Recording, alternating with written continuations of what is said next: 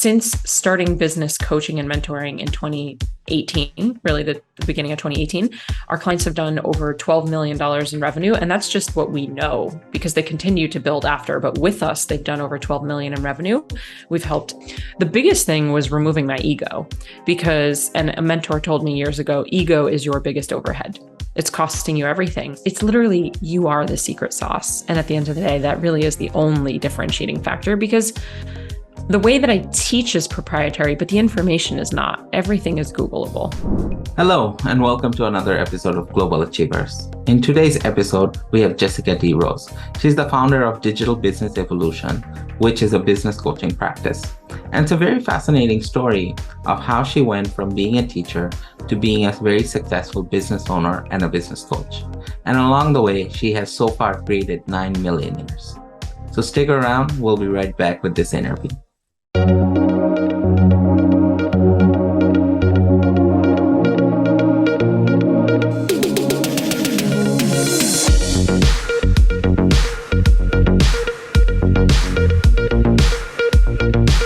Good morning, Jessica. Welcome to the S Factor. How are you today? Good. I'm great. Thank you so much for having me here. I'm excited. We're glad that you're here and you're here to share your incredible story, and everyone's looking forward to that. So we'll get started with your career as a teacher. Sure. Yeah. Today actually would have been my 13th year, like my first day back on my 13th year, but I left 5 years ago. Mm-hmm. Yeah. Okay. And how was your teaching career? It was great. I had a great job. I had about a 7-minute commute to work. I was a phys ed teacher in an elementary school, so it was super fun. I wore sweatpants to work and got to play sports and play games. And I also taught health. And so I really loved what I was doing. I love kids. I've always been a coach. I've always been a camp counselor. So I love kids and I love teaching. And I was an athlete growing up. So I love sports and athletics. But for me, right around year 5, I was there for 8 years. Right around year 5, I really started to feel just unfulfilled. I felt like I was living in someone else's story, like someone else had written the script or the movie, and I was the main actress, but I didn't necessarily write it. And so while I had a really great job and I'm super grateful for it, and I had a really great life, I just didn't feel like it was mine. And I felt like there was more, like I should be doing something bigger. And every year, my students would graduate and I just would feel like another year went by and I was just getting older and sort of shrinking and not growing. I felt like it was the opposite for me. So when I did decide to leave, I didn't leave because I was brave. I didn't leave because I had replaced my income. I didn't leave because I had another job lined up. It was more of just I needed to leave to get out of the discomfort that I felt. Okay, got it. And during this time, were you exploring other areas through side hustles or just through research? Yeah. So the entire time I was a teacher, the whole 8 years, I was exploring other things, not to be another job. I never thought, okay, I can go try to build something and then maybe leave one day. I thought that was my path. I was a teacher and that's what I was going to be for however many years it was going to be. But I was exploring other options because I felt unfulfilled. So for 8 years, I had gotten myself involved in network marketing.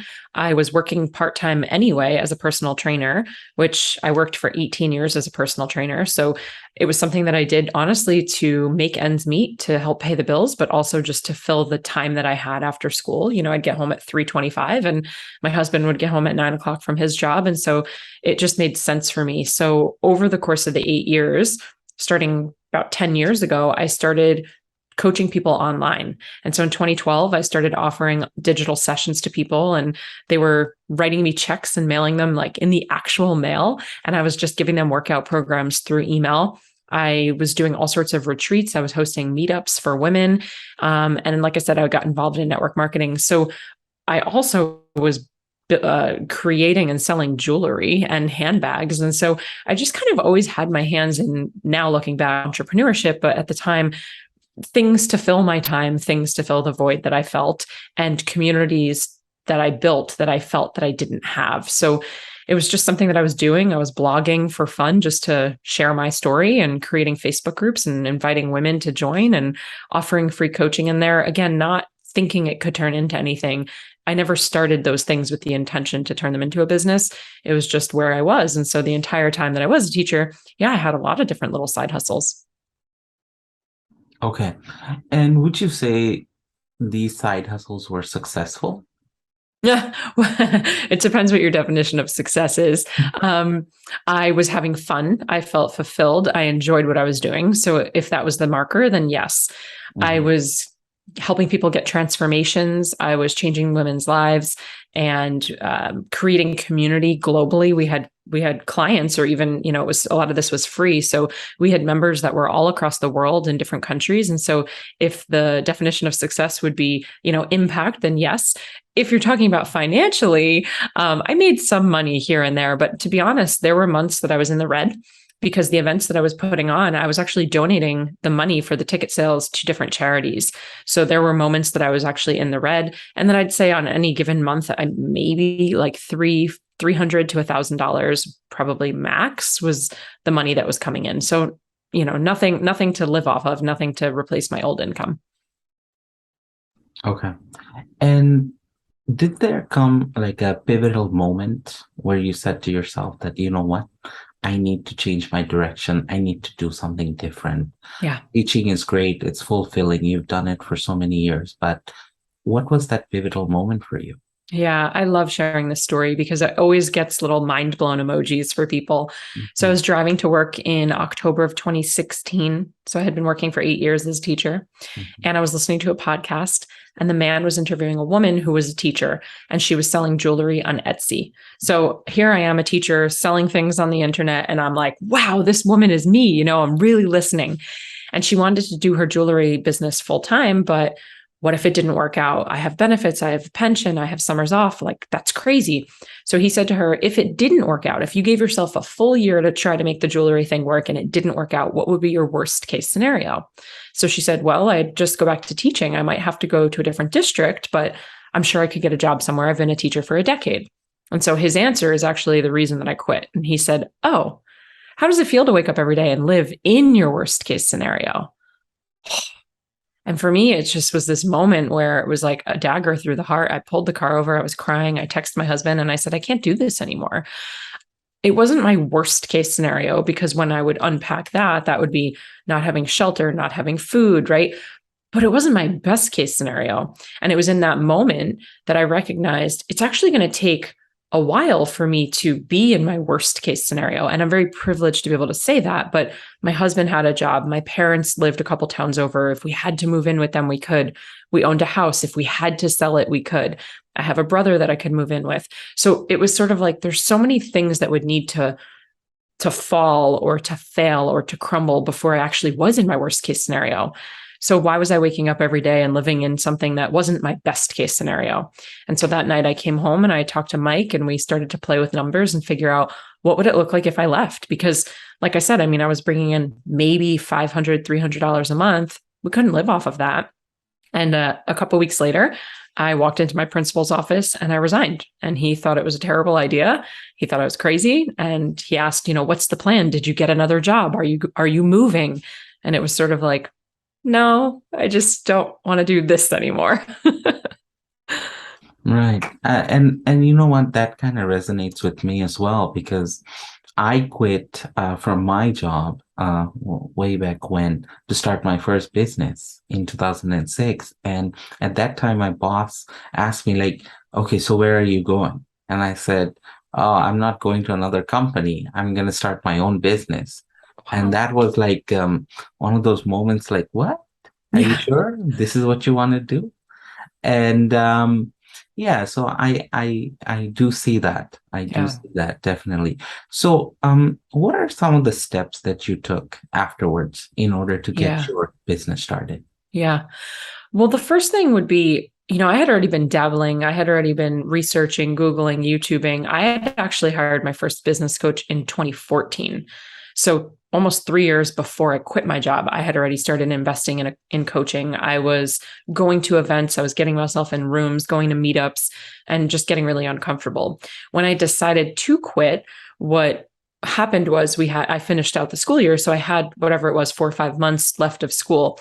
And so I very intentionally started putting myself in the rooms that I wanted to be in. So at the time we were living in New Jersey and we were going to be living in New York City. We were going to move into Manhattan. So what I was doing for months before I actually finished my job was I would get home from school and I would take the train into New York City and I would go into the different fitness studios and the different gyms there. And I would take classes and I would introduce myself to people and I would ask trainers if they'd be willing to go get a smoothie with me so I could just, meet them and network with them. So by the time we actually moved to New York and I was going to transition into full-time fitness, I already had a network. I already had a group of friends. And honestly, people thought that I lived there already. Everyone was shocked to find out that, wait a minute, you've just been commuting into the city, like schlepping into the city a couple times a week. And so it was getting myself in the room, being proactive rather than reactive. So it was seeing where I wanted to go and then putting myself in situations that was going to help get me there and get me there faster. The biggest thing was removing my ego because, and a mentor told me years ago, ego is your biggest overhead. It's costing you everything. And so for me, at the time that I quit my job, I think I was 32 or 33. I'm married. We own a house. Like we're adults. We're in our 30s. And so I've already gone to multiple colleges, multiple different undergrad degrees to be able to remove my ego and take potentially a job that I felt maybe was below me, beneath me, behind me. The ego felt like you're going backwards. You're going to go take this part-time gig or you're going to go take this type of job when you were a professional. What are you, crazy? And so I had to work through ego of maybe going backwards, of slowing down to speed up, of asking for help, of admitting that I was wrong or that I didn't know something. So I'd say the first thing was, getting in the room and finding that network of people, even just following people on Instagram that were doing things I wanted to do and just shamelessly reaching out and asking them to get coffee. I was rejected so many times, but I wasn't a lot of times, and that made a difference. The second thing would be removing my ego. And the third thing would then be the moment that I quit my job, I hired a coach again and I got myself a mentor, and I've never not had one now. So I'm always working with a coach or I'm in a mastermind, and just being in a room where someone has done what you want to do, they've been there already. It's sort of like you are trying to read a prescription bottle from the inside, and that's very confusing. So when you have someone on the outside who can look in and say, actually, I think you're reading that backwards, it's really helpful, right? So those three things would probably be the biggest catalyst. Okay, perfect. And in terms of your business, what are some of the services that you offer? Yeah. So it's really a combination of coaching and consulting. We help people build businesses online, specifically service providers, education, anything where you're taking your lived experience, your unique perspective, and your skill set, and you're turning that into education. So it could be coaching programs, courses, memberships, something digitally. But we've helped over 150 different niches, and we do that in either a one-on-one capacity, consulting capacity, or group coaching, which is my personal favorite. Yeah. And of course, the numbers are really good from what I've read that you have really created a lot of successful businesses for other people, right? So could you talk about some of those numbers for me, please? Yeah, absolutely. I mean, at this point, because initially my business was in health and fitness, and I did that just until 2020, I finally sort of put that hat down after 18 years. And that's what I had built my first business in, was health and fitness. And then naturally, a lot of the trainers and a lot of my friends were asking me to help them build businesses. And so I started helping friends for free. My very first friend that I helped for free, she actually had an $80,000 launch. And so it was like, maybe I have something here. I started to recognize that I'm very good at writing curriculums from being a teacher and courses and programs. And so I started to create frameworks and methodologies that we could teach to other people, that they could plug into their expertise, their niche, their industry, and they could replicate from there. So since starting business coaching and mentoring in 2018, really the beginning of 2018, our clients have done over $12 million in revenue. And that's just what we know, because they continue to build after. But with us, they've done over 12 million in revenue. We've helped 9 people go from zero, just an idea, to $1 million status or higher. And we've been able to build a school in Ghana, Africa, with our donations that we do, because we do a 1-for-1, like Tom's.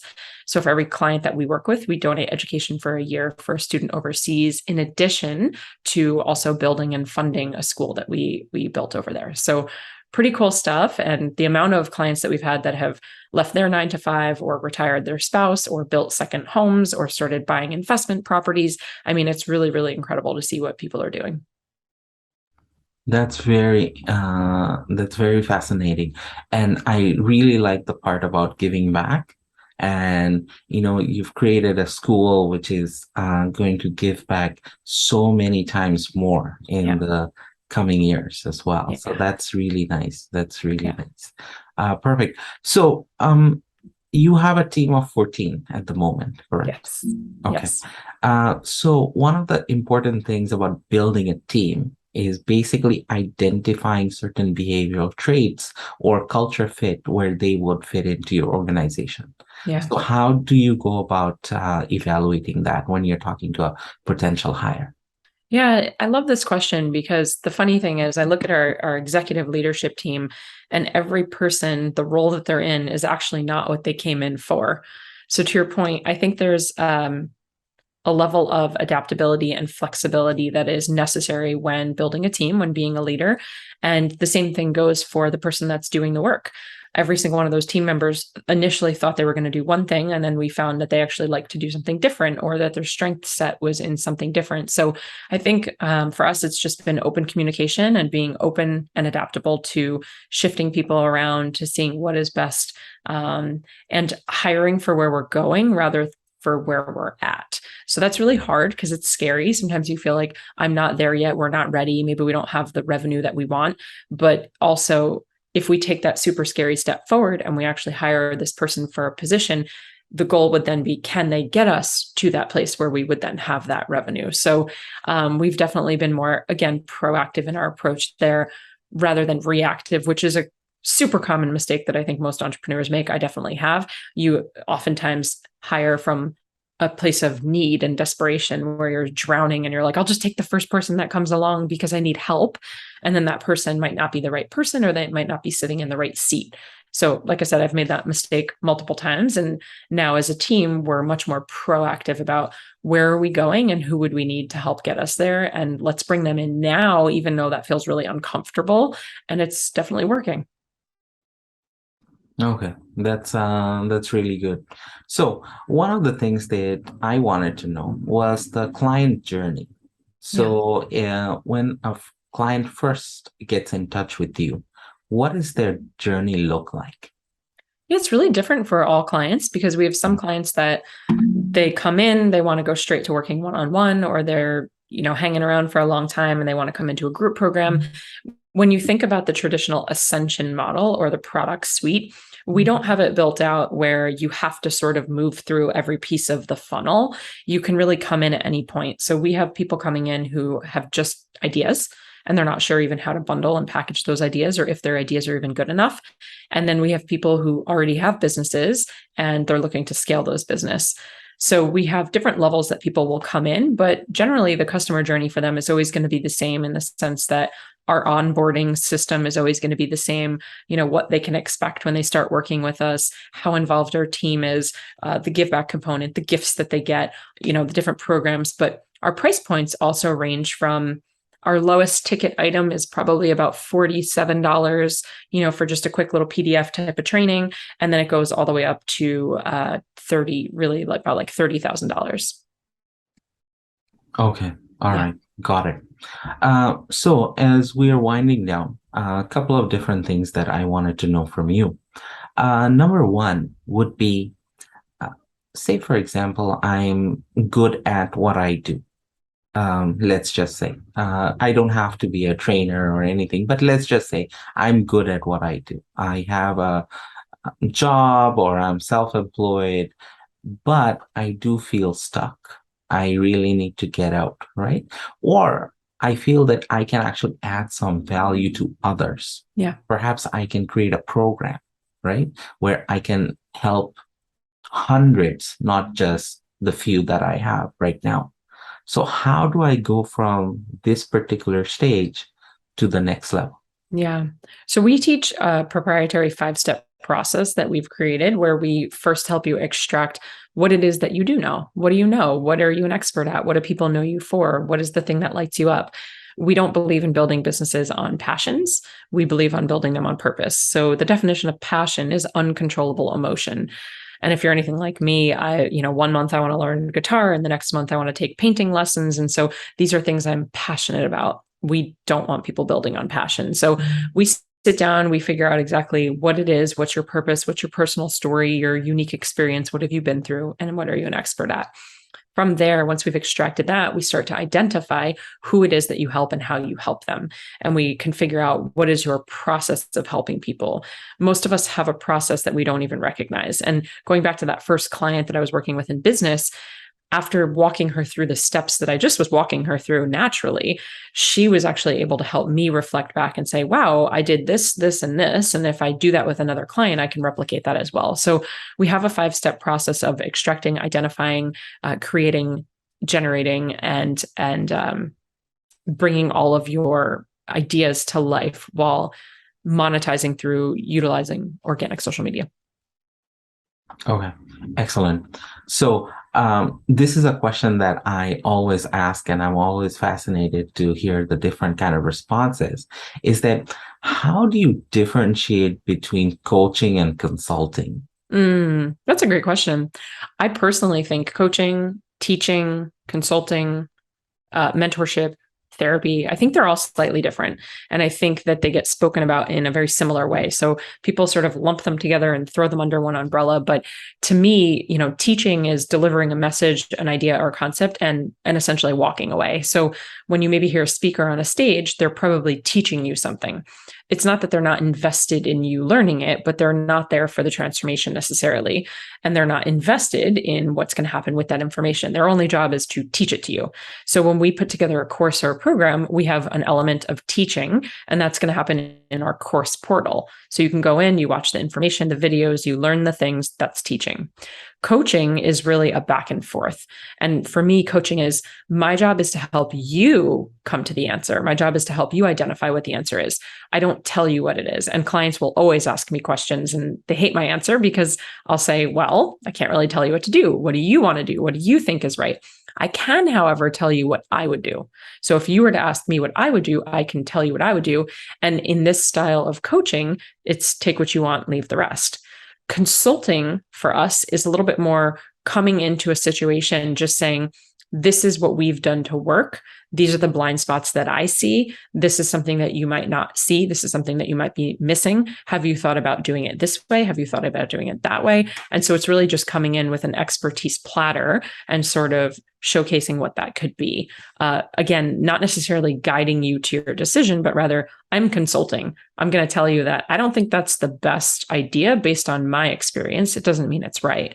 But here I am going to give you a platter of other opportunities, of other ideas, of other things that you could do. So teaching, coaching, consulting, all very, very slightly nuanced and different. Mm-hmm. Okay. Very well explained. That's a different perspective that I've gotten from you today. So one of the final things I wanted to know is, how do you differentiate yourself or the services you offer from similar services? Because we know this is kind of like a saturated field, right? We have a lot of competition. So how do you stand out? Yeah, I think first and foremost, saturation is not a bad thing. Saturation actually proves that there's market demand. It's a profitable industry. People want what you have. So saturation is a good thing. In my opinion, saturation causes innovation. And I always share the story of, iPhone with Apple, and then Samsung has Galaxy. And so we can see over the last decade, once one of them comes out with a new feature, the next thing you know, the other one has that same feature, but better, or with a new flashier type of feature. And so that's saturation, that it causes innovation. When it comes to what I do and how do I differentiate, there are definitely things that we do that we think are special in the business, that we think are proprietary. But at the end of the day, just me being me. And that's not a sexy answer, but people buy from people. And so for whatever reason, you might be following one person on Instagram and not following another is exactly why someone would work with one particular business or coach and not the other. So going back again to saturation, we used to live in New York City. There's a coffee shop quite literally on every single street corner. I mean, they're like facing each other. And so I always ask clients or audience members, why do you go to different coffee shops? And there's a lot of different reasons. Sometimes it's the environment, it's the vibe, it's the people who work there. It makes you feel like home. You like the music they play. The product is really good. You love their give back component, the pricing, or just the geography, right? Maybe it's something that you're walking past and it's easy for you. So for me, it's the same thing with coaching. People choose to work with us because of the environment, the feel, the vibe, how I show up, what I'm interested in. My husband and I put all of our stuff in storage in 2020, and we bought a 40-foot motorhome, and we traveled the country for 14 months. We traveled around 27 different states working full time. And the amount of people that came into my world who chose to work with me as a business coach, when there are tons of business coaches out there, but the reasoning was I was doing something they aspired to do. I was living a life that they wanted to live, or they were living. And so that they knew I could understand the frustration of not having Wi-Fi in one of the RV parks, right? So it's literally, you are the secret sauce. And at the end of the day, that really is the only differentiating factor, because the way that I teach is proprietary, but the information is not. Everything is Googleable. So well said that, you know what, the onus at the end of the day is on the person or on the coach themselves, because the thing is, as you said, that majority of the information is widely available, but it's how that information is presented. Yeah. And I think that's the key thing. Awesome. Jessica, thank you so much for joining us today. If people wanted to find you, where would they look? Yeah, thank you so much for having me. It's such a blast. I hang out on Instagram most, and you can find me at I am Jessica DeRose. We also have a podcast, and we put out 2 episodes per week. So Digital Business Evolution Podcast with Jessica DeRose. And then, of course, I've got a website and TikTok and all that stuff. But Instagram is definitely the place. Come say hi. Okay, awesome. Yeah. Thank you so much for your time today. You've added a lot of value to your audience, and I wish you all the best. Oh, Tarek, thank you so much.